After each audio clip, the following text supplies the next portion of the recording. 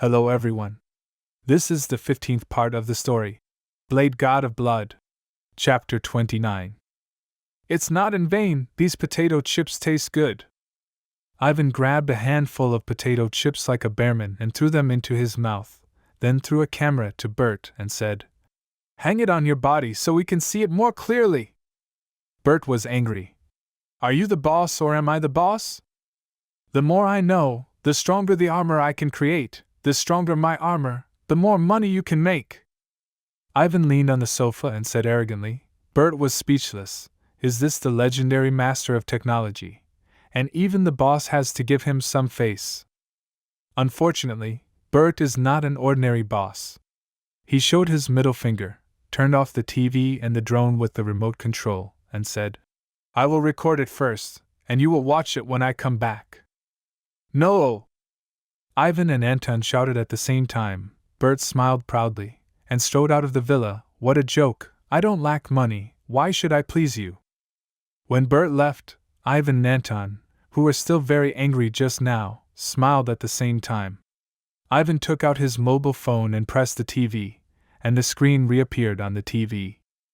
Ivan pressed it again, and the picture changed from the drone's perspective to Bert's perspective, the camera that was held by Bert. For a genius like Ivan, controlling surveillance couldn't be easier. He stuffed a potato chip into his mouth and said, "Wow, such a big temper. I heard that he is only 21 years old, and he has so much money at this age. It's normal for him to have a big temper." Ivan said, "Dad, I will surpass Tony Stark and let everyone know that the people of the Stark family are just thieves, liars, and butchers." Anton said loudly, "I will help you, our Vanko family. We will not lose to the Stark family. Ivan, I will compensate you for what I owe you." "Dad, you know I don't care." "But I care. When you have a child, you will understand this feeling of guilt. Any father wants his child to have the best life." Stark Industries, in the research room, where the large arc reactor is located, Pepper, Coulson, and the others were tied up and sitting on the ground. There were also a group of terrorists around with guns aimed at them. Raza, with an impatient look, asked Coulson, "Did you lie to me? Will Iron Fist come?" Coulson glanced at Raza, and the two weirdos beside him, one strong and one thin, and smiled gracefully. "He will come. When he comes here, he's dead." Raza sneered. He didn't think Iron Fist was much stronger than him. With the help of two brothers, even if Iron Fist dared to come today, he would surely die. Pepper looked at Obadiah, who was standing in front of Ironmonger, and shouted, "Tony won't let you go." "There will be no more Tony, Pepper, you're on the wrong side." Obadiah sneered. He was about to urge Raza to do something. Just at this moment, there was a clatter, the glass ceiling shattered, and then, a golden red figure fell from the sky, fell to the ground on one knee, and made a loud bang. Pepper shouted excitedly, "Tony!" Raza looked at the falling Iron Man and asked suspiciously, "Where have I seen this landing posture?" Tony's face was a little dark. He felt that something was stolen from him. He stood up, pointed his glowing repulsors at Raza and Obadiah, and said, "Surrender, otherwise don't blame me for being rude. Shoot and kill him." Raza shouted. The terrorists shot at Tony, and Tony sent a repulsor's cannon to send several terrorists flying, then rushed to save Pepper from the bullets. At this moment, a huge figure rushed over, the steel arms slammed hard, and with a bang, Tony broke through the wall and fell outside, rolling on the ground several times before stopping. Obadiah with the Ironmonger. He rumbled through the wall and chased out, shouting, "Tony, I also built a battle armor, let's see, which is more powerful. This is the armor that a man should have." In the villa, Ivan saw Ironmonger through the drone, and shouted excitedly, "Come on, kill that sissy!" Ironmonger naturally didn't know that Ivan was cheering for him, and he wasn't interested in knowing either, he just wanted to kill Tony now. Tony got up to fight the Ironmonger, but no matter his size, strength, or the weapons he had, couldn't be compared to the Ironmonger. Soon they hit the street. Even though it was night, there were still cars coming and going on the street. Ironmonger didn't care about it at all. It tumbled and hit another car, and then the two cars spun wildly on the street.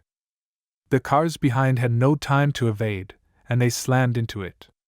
Before the people in the car could escape, the two cars in front exploded, and the flames spread rapidly, shrouding the surrounding cars. Help!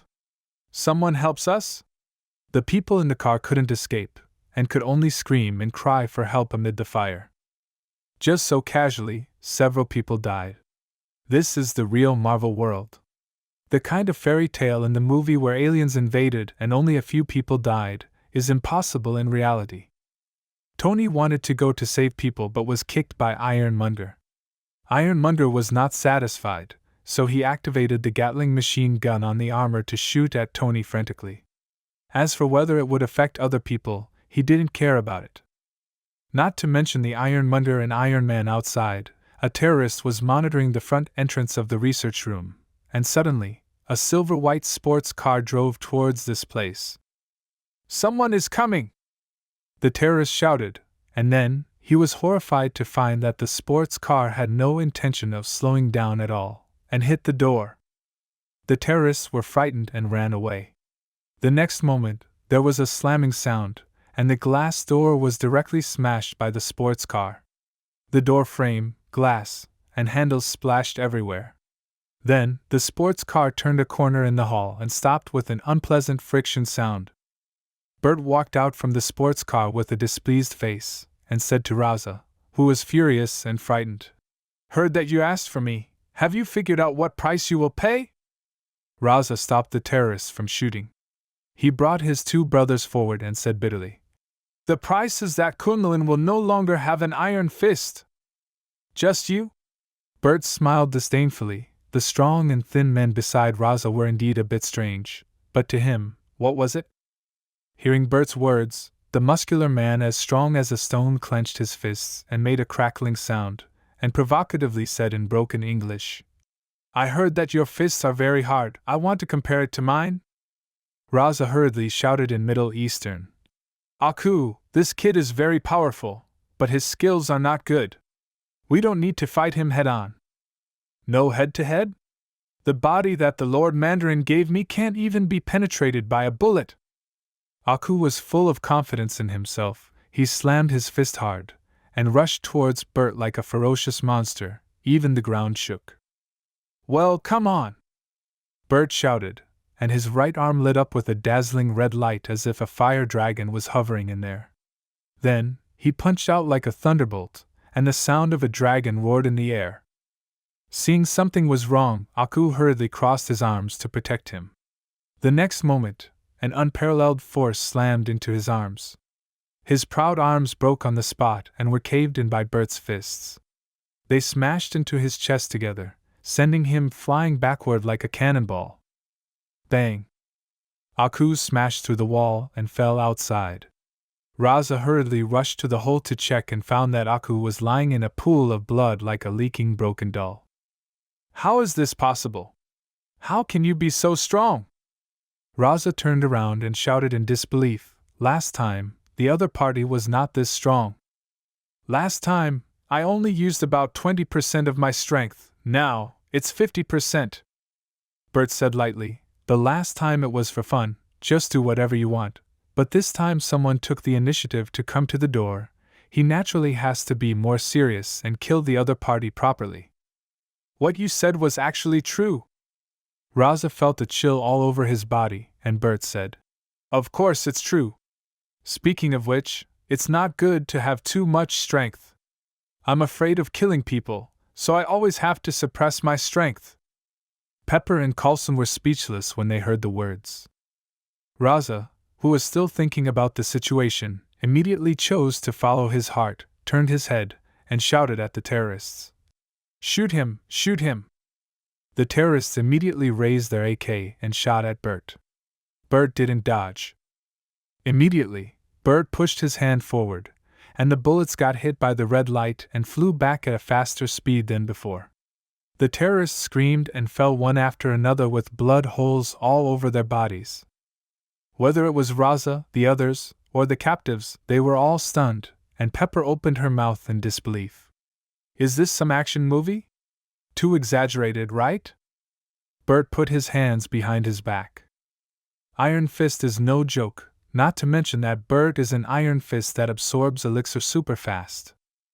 Looking at the powerful Bert, a deep fear surged in Roz's heart, which then turned into thick anger, and he shouted to the thin man, "Tangle him!"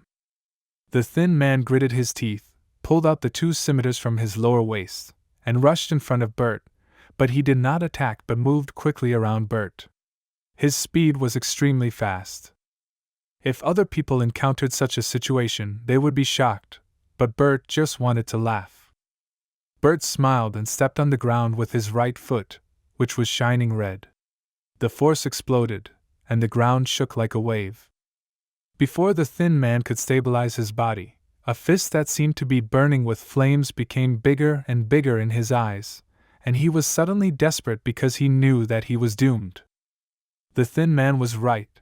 The next moment, his head shattered like a watermelon, and the headless corpse fell to the ground. "It's a little disgusting. I'll try not to hit the head in the future." Bert looked disgusted. At this moment, a dazzling electric light suddenly lit up on Roz's side. When he turned his head, he saw a large green lightning flash toward him. "Die, Iron Fist!" Roz's face was hideous. The thin man's sacrifice was not in vain, and he finally used the ring bestowed by the Mandarin. "Young people today, aren't we talking about martial arts? You've agreed to compete, but now you are using lightning?" Bert scolded angrily. His body suddenly turned into blood, and the 2 sides were separated. Lightning passed through the middle and hit the wall behind, creating a big hole. Bert's blood was reintegrated. Whether it was Raza or the prisoners, they were all dumbfounded. What was this? "No matter what monster you are, I'm going to kill you!" Raza pointed the ring at Bert, and was about to attack again. Bert appeared in front of him like teleportation, cutting his arm directly with a flash of blood. When his arm fell, Raza reacted and let out a shrill scream. Bert grabbed his neck, and with a force click, Raza's head leaned to one side weakly, declaring his death. Bert threw Raza's body aside, but no one noticed that he quietly took a bottle of red medicine from Raza's body. "This thing is worth studying." Then Bert bent down and picked up Raza's hand. There were 2 rings on the hand. One was the identity ring of the 10 rings, and the other was the green lightning ring. The lightning before was sent out by this. Bert was about to take down the lightning ring, but the lightning ring suddenly turned into a spot of light and ceased to exist. "It seems that Mandarin is more powerful than expected," Bert snorted coldly. "So what? Am I not good? I'm super strong, okay?" Throwing Raza's hand away, Bert walked over to Pepper to help her untie her hands and feet. Pepper hurriedly said, "Mr. Wang, go save Tony, he is in danger." Bert was about to speak when a golden red figure fell from the ceiling where the glass had been shattered. It was Tony who was bruised. He opened his mask and said in a dignified manner, "Who is in danger? I can do this myself." Tony is indeed not the opponent of Ironmonger. However, Ironmonger has not been tested and has many defects. For example, at a high altitude, it will freeze. Tony used this trick to let him fly up to a high altitude, causing his body to malfunction and fall. "Tony!" Seeing that Tony was safe and sound, Pepper was about to closer to him, but Bert grabbed her and said, "Don't go over there. Bragging people generally don't have a good ending." "Who are you talking about?" Tony was about to refute. A huge figure fell from the sky. Tony put down his armor and turned around, but was hit by the other side's arm and fell into the wall. The cement block around him fell. Bert smiled and said, "I'm not wrong, you gotta be honest." Pepper hurriedly said, "Mr. Wang, don't be a schadenfreude. Hurry up and save Tony." "Small thing. You go and untie the others." Bert smiled and strode towards Ironmonger. Ironmonger wanted to continue to fight Tony. Seeing Bert approaching, he pointed Gatling directly at him. If there were ants who wanted to die, of course, he had to do it. Just when Gatling was about to shoot, Bert's figure suddenly disappeared, and when he reappeared, he was already behind Ironmonger. Where is he? Obadiah's ironmonger was only half finished and not perfect, so he didn't find Bert behind him and turned around to look for him. Bert took a deep breath, and his whole body lit up with dazzling red light as if a fire dragon was dancing. Then, all the red light converged on his two fists, punched hard on the back of the ironmonger. Bang! Ironmonger flew out in response to the sound. The huge force even made two deep fist marks appear on the steel on his back. Obadiah screamed inside the armor, opened his mouth, and vomited blood on the visor. The shock absorption function of the steel armor also has an upper limit. Jarvis, focus all your energy on the chest. When Tony saw the opportunity, his chest immediately lit up with a dazzling light. Then, a large repulsor cannon shot out from his chest, hitting the ironmonger in the air. The ironmonger flew backward, smashed the glass, and fell into the large arc reactor. Affected by the interference of foreign objects, the energy in the arc's reactor fluctuated violently, and countless bolts of lightning roamed wildly around like silver snakes. It's going to explode! Hurry up and run out! Bert shouted and immediately ran over to his sports car.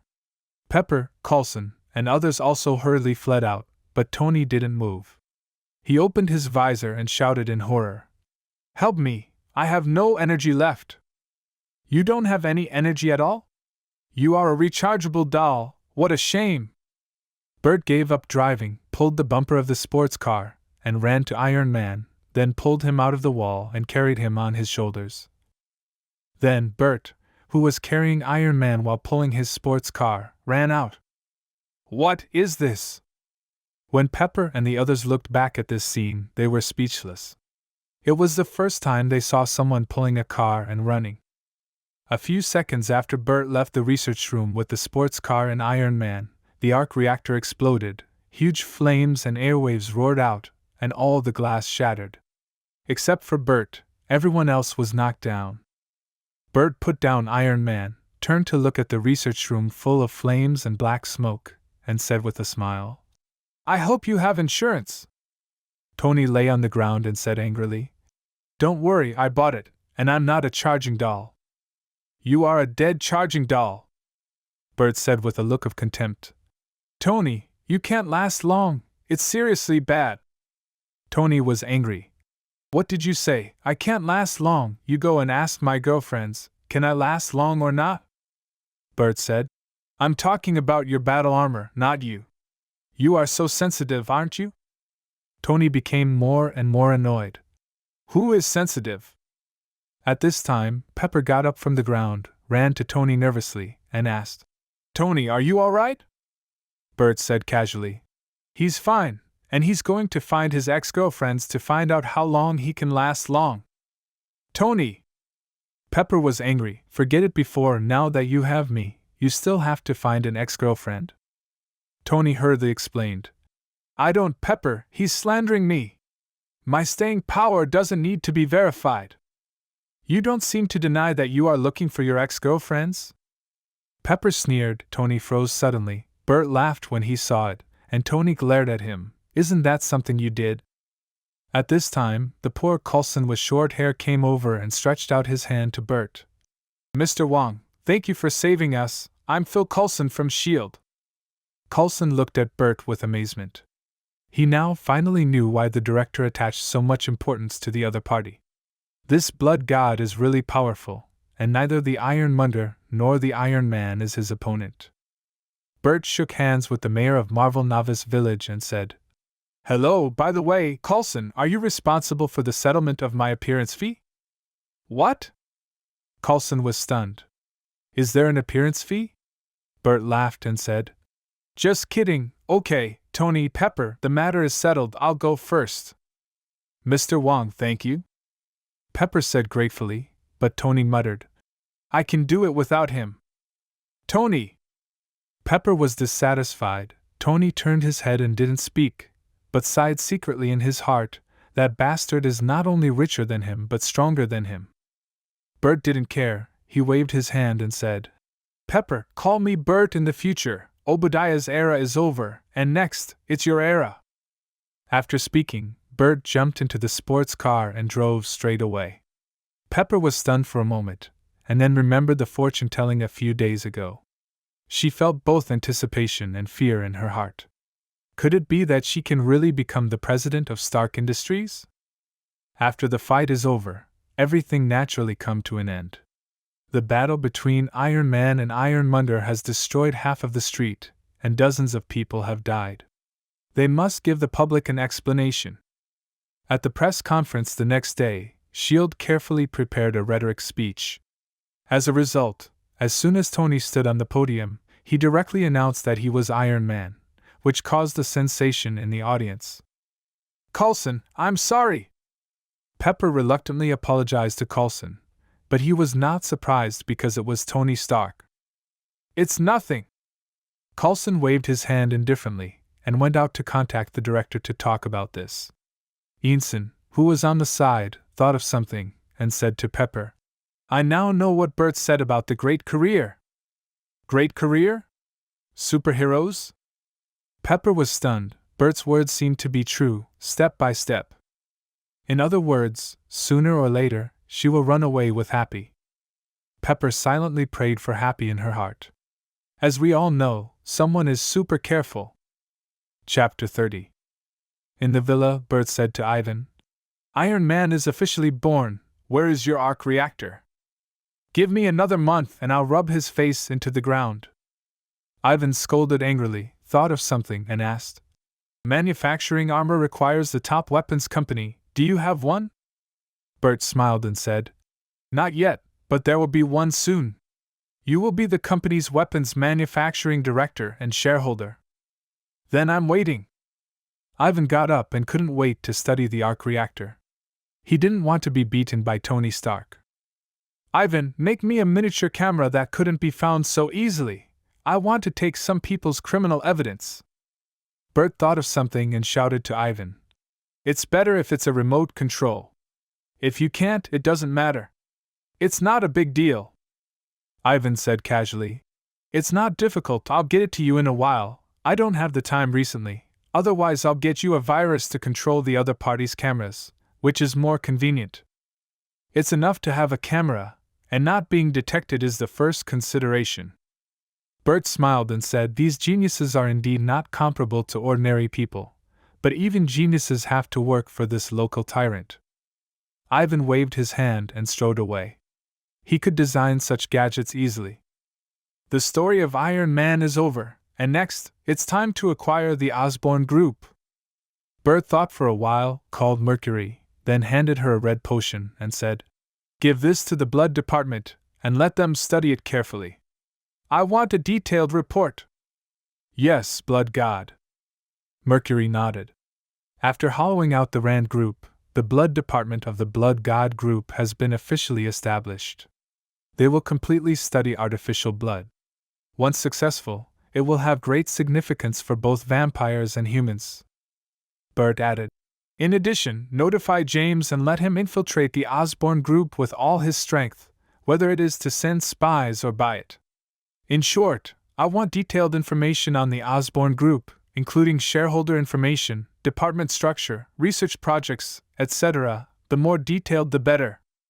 Mercury said, "He has been doing this since he came back, and I will let him speed up the progress." "Good." Bert nodded in satisfaction. At this moment, his phone rang, and it was Pepper. "You are coming to my manor the day after tomorrow, right?" Tony is coming too, can I refuse?" "Just kidding, you are both welcome." Tony and Pepper coming here not only to visit Bert but also for the shares of Stark Industries. "I talked with Obadiah's sons, and they told me they had promised to sell you the Stark Industries shares." Tony put down his knife and fork, wiped his mouth, and asked, "Bert, you knew that Obadiah would die?" "Yes, I knew he was going to die."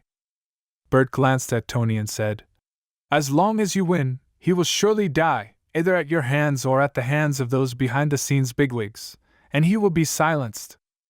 Tony was a little surprised by this answer. He thought that Bert would say something about his appearance. He sighed and said, "Yes, as long as I win, he will die. To be honest, I really can't understand him." Why is he doing this? Is he still short of money? Who would say no to too much money? Bert shrugged, and Pepper asked with a smile. Bert, Obadiah has quite a few shares. After buying it, you will become the major shareholder of our Stark Industries. Bert knew that Pepper was testing, and he said, Don't worry, I have no interest in Stark Industries. My target is Osborne Group. When I am ready, I will exchange Stark Industries shares for Osborne's. As he heard Bert say he was not interested, Tony breathed a sigh of relief. This guy is too rich, and it is not at all difficult to replace me after winning the shares of Obadiah. He said arrogantly. The Osborne Group? The Osborne Group whose stock price plummeted because of me? That's right, the Osborne Group whose stock price plummeted because you announced that you were going all in the energy industry. Bert smiled. In fact, not only the Osborne Group, but all energy-related companies' stock prices are falling. The Osborne Group is just particularly serious. They rose too fast some time ago. Investors know who is king, Tony said proudly. The investors who bought the Stark Industries some time ago have made a profit now. The Stark family will never disappoint. Of course not, it's just a matter of who lasts long. Bert laughed. Tony was angry. If it wasn't for Pepper's dissuasion, he would have a good dialectical with Bert to see who could not last. I'm buying the Osborne Group, so I can't short it. If you're interested, you can make a fortune on it. Bert thought of something and said, The stock price of Osborne Group will drop quite a lot recently. Pepper said, Isn't that true? With the size of Osborne Company, it is not difficult to pull back the stock price. Bert smiled and said, General Larry, who was in charge of procurement by the Ministry of Defense, has just retired, and the relationship between his successor and the Osborne Group is not very good. I see. Tony and Pepper suddenly realized that the weapons of the Osborne Group are cutting edge, and they are very dependent on the funds of the Ministry of Defense. If there is a problem with the Ministry of Defense, its stock price will fall sharply. I'll think about it. If I make money, I will give you 20% of the profit. Tony nodded, then gestured to Pepper, who took out 2 documents from his briefcase and handed them to Bert. Bert took the document and flipped through it, then smiled and said, Technology and patents for special silicone and micro batteries? Tony, are you finally going to give me back what you owe me? I don't owe you anything, Tony said. Thank you for saving Pepper last time. I'm selling these 2 technologies to you at a cost, otherwise I wouldn't sell. Okay, I need this, so I'll take it. Bert nodded and he said, When the stock in my hand is exchanged, if there is any left, it will be sold to you at the market price. It is good. Tony nodded, hesitated, and asked, Bert, what is my relationship with S.H.I.E.L.D.? Bert smiled and said, Your father used to work in the Strategic Science Corps, you know? Of course I know, that is the experience he is most proud of. He also likes to use the captain to educate me. Not much, but he has taught me more than 1,000 times. Tony said resentfully, The captain is like an other child to him. Bert said, S.H.I.E.L.D. developed from the Strategic Science Corps. Your father Howard and Ms. Carter are the founders of S.H.I.E.L.D. Ms. Carter was even the former director. Tony was stunned. My dad is the founder of S.H.I.E.L.D.? Why didn't I know? There are more things you don't know. Bert smiled and said, Your father still has a lot of relics in S.H.I.E.L.D., but they didn't give them back to you. Speaking of which, things in the world are amazing. A strictly trained spy chief died in a car accident. Just kidding. The speaker was intentional, and the listener is more intentional. Tony frowned directly. If his father was an ordinary person, it would be normal to die in a car accident, but now he knows that his father is a spy chief and a genius inventor. How could he die in a car accident? A spy chief will not modify his car? Even if there is a car accident, it should be injured, not killed with his wife. There is something wrong.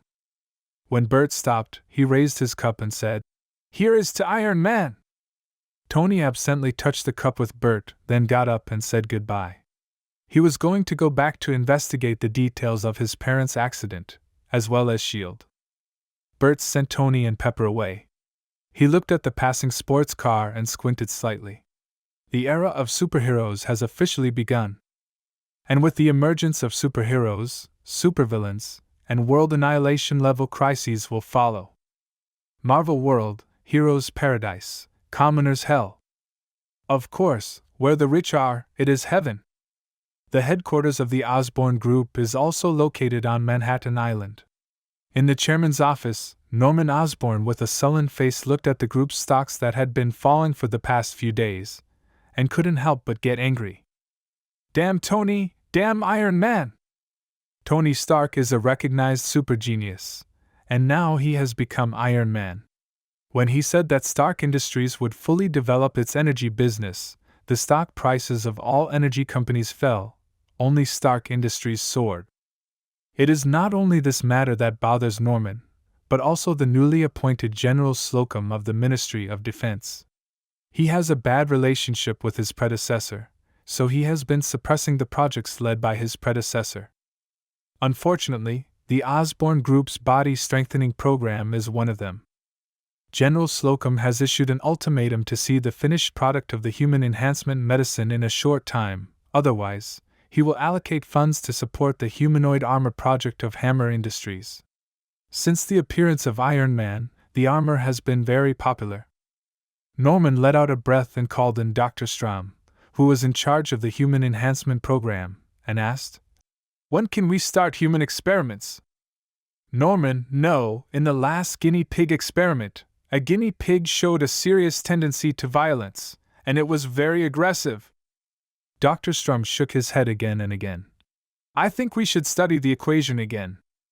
Only one is like that, the others are fine, don't worry too much," Norman said. "Dr. Strom, start the human experiment immediately. I will use this project to stabilize the stock price, otherwise, the board of directors will have other opinions." Although the Osborne Group was founded by Norman, he did not have many shares. This is a common problem for many large companies. If you want to develop rapidly, you must keep financing, so the shares will naturally be diluted. The chairman of the big internet companies in Bert's previous life still did not have many shares. Dr. Strom continued to shake his head. "Norman, the procedures for the human experiment have not been completed, it will take a while. Also, we haven't started recruiting experimenters. Time is running out." Norman took a few steps back and forth and said, "Go out first and complete the formalities as quickly as possible." Dr. Strom breathed a sigh of relief and left. Norman looked at the closed door, snorted, and called his confidant, Nels Van. Norman instructed, "Find an empty shell pharmaceutical factory where we can conduct experiments in private. As for the experimenters, go to the streets and catch some homeless people. Anyway, no one cares about them. They are alive and have no value." Nels nodded without any doubts and said, "I know what to do." Norman thought of something, and asked again, "By the way, how is Dr. Connor's research on lizard serum?" "He said he is close to a breakthrough," Nels said. "It's still close. It's been more than 10 years, and he has been close. How much money has he used from me in the past 10 years? Norman is very angry.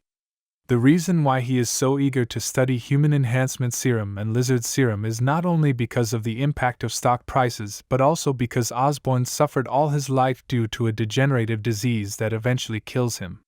He needs genetic medicine to cure himself." Norman shouted, "Tell him, I don't have that much time.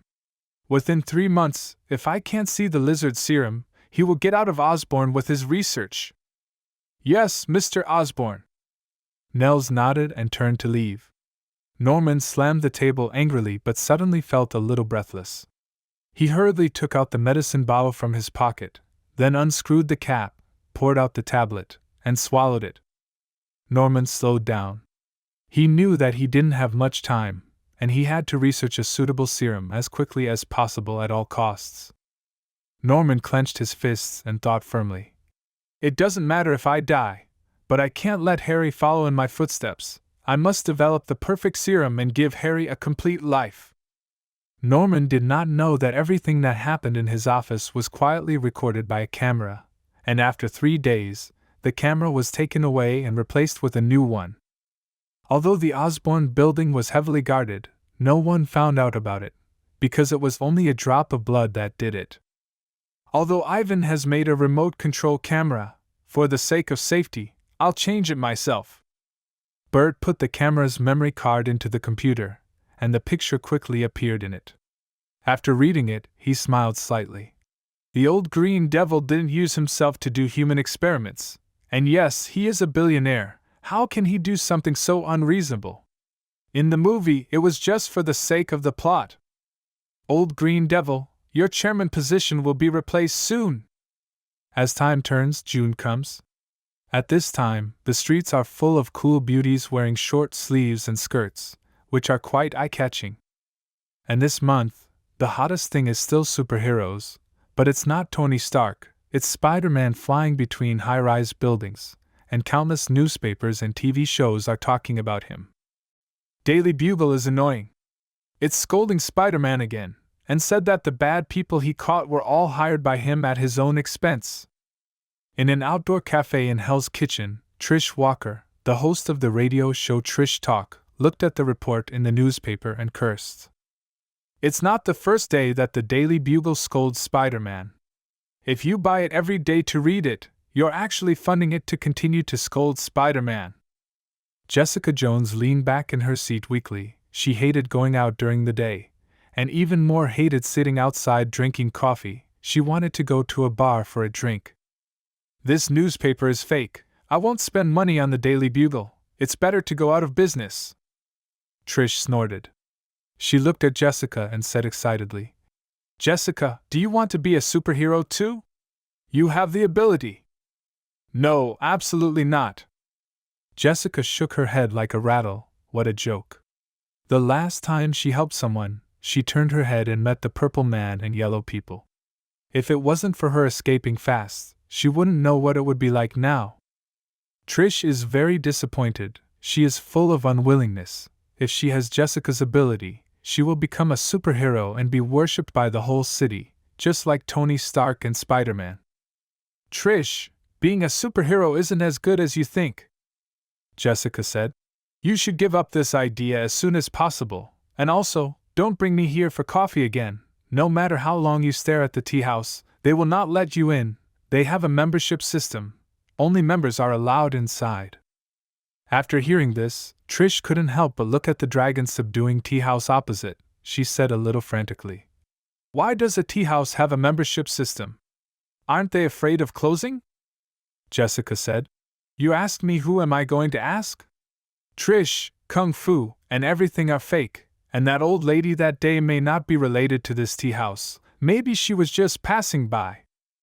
Just as Jessica was halfway through speaking, Trish stood up abruptly and said excitedly, The old lady appeared. I knew she was from the tea house, and I want to go to learn Kung Fu from the teacher.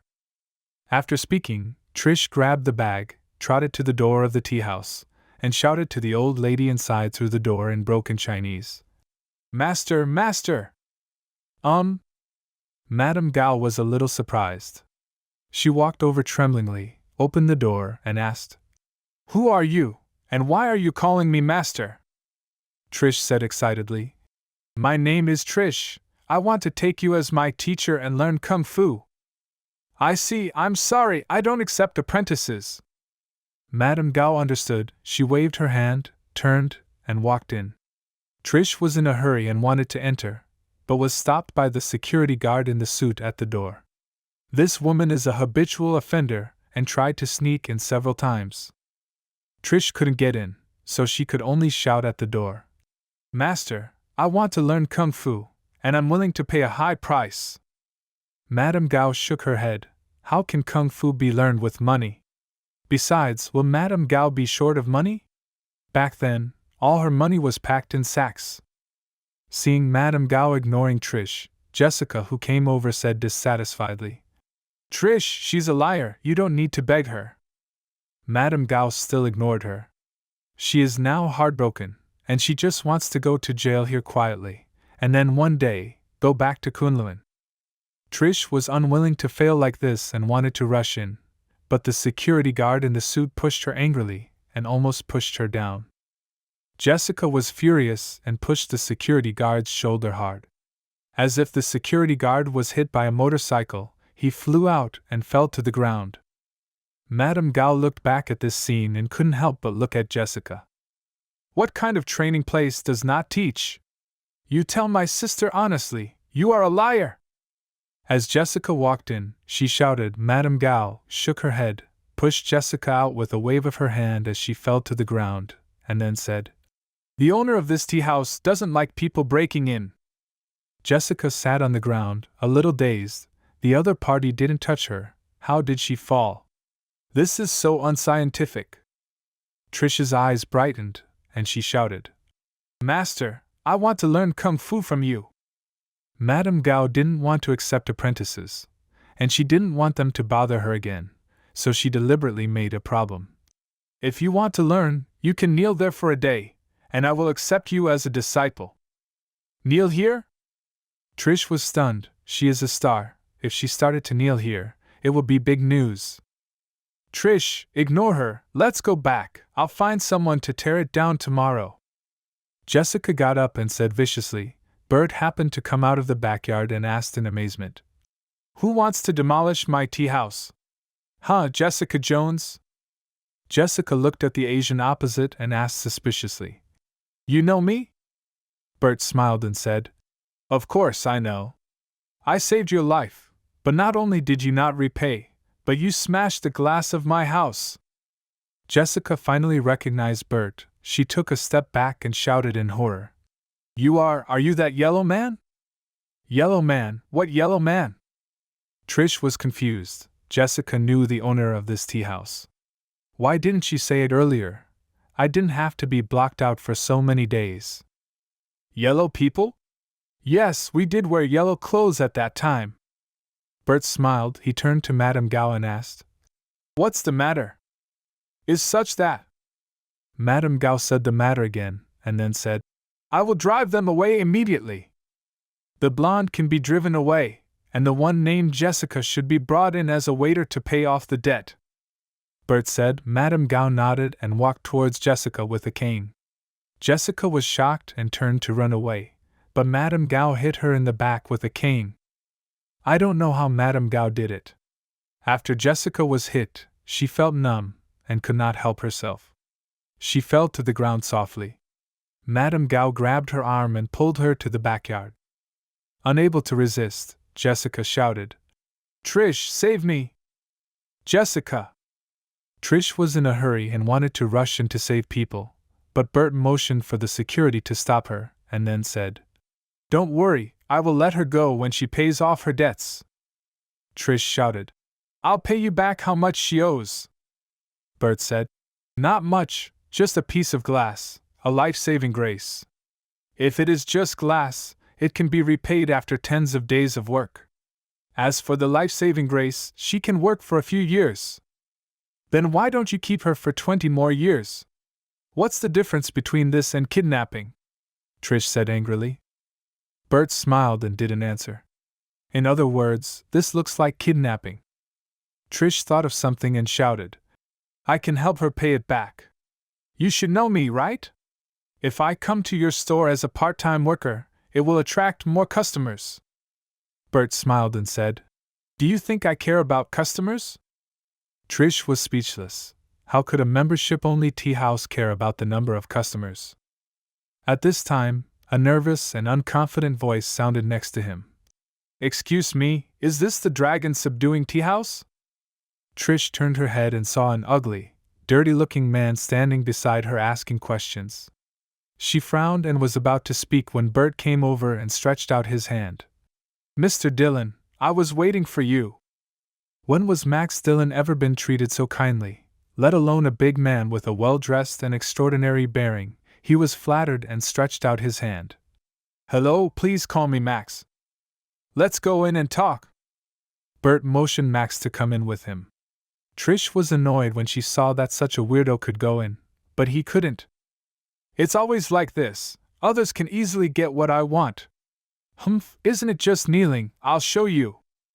Trish gritted her teeth and made a decision. Of course, she won't kneel like she is now. She was a star, although she was a bit out of touch. Trish went back and changed into colorful clothes, then covered her face, carried the camera and a bag of food, and returned to the entrance of the tea house again. Then, she set the camera and knelt at the entrance of the tea house swaggeringly. Although the passers-by were a little surprised, they glanced at the camera and didn't care too much.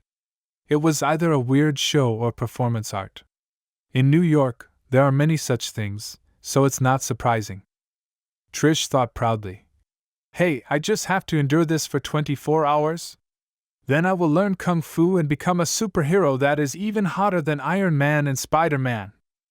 This marks the end of part 15 of the story, Blade God of Blood. Thank you for listening. Please like the video and hit the subscribe button to listen more. Hit the bell icon to get notified of all the new content uploaded to the channel ASAP.